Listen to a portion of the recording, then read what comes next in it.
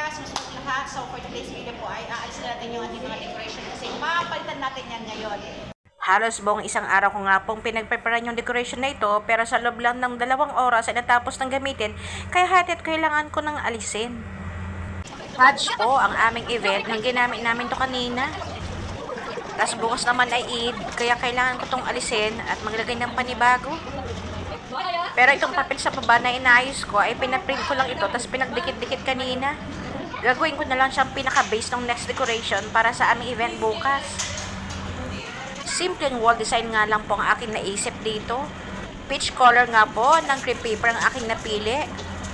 Simpleng wall design lang naman ang aking gagawin dito.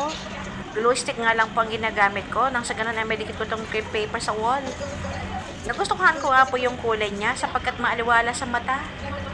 And syempre, maximum 2 hours lang na naman nila itong gagamitin, tapos aalisin ko ulit.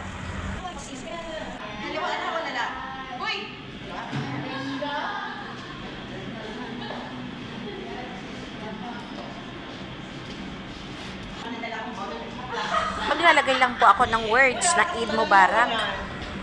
Ito pa nga po yung mga fonts na ginupit ko ng mga nakaraang taon, tinatago-tago ko. Lahat po ng mga fonts na ginagamit ko pag may event kami ay tinatago ko talaga.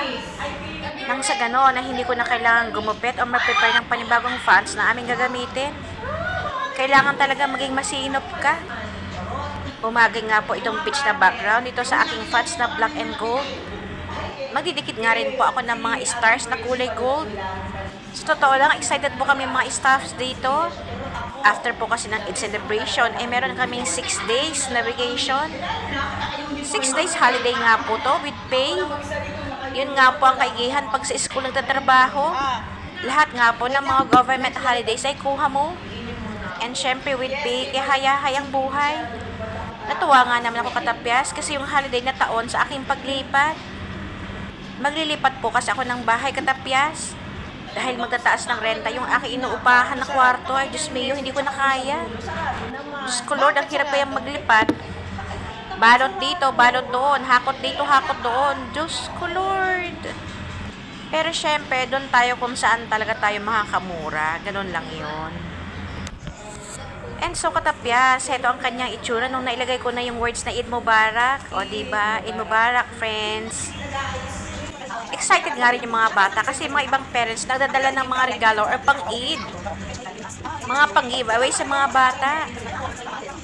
At dahil mabilis nga po ang oras katapyas, ang kanina ay chika-chika lang muna kami. Heto, nang mamadali na ako. Well, anyway katapyas, tulad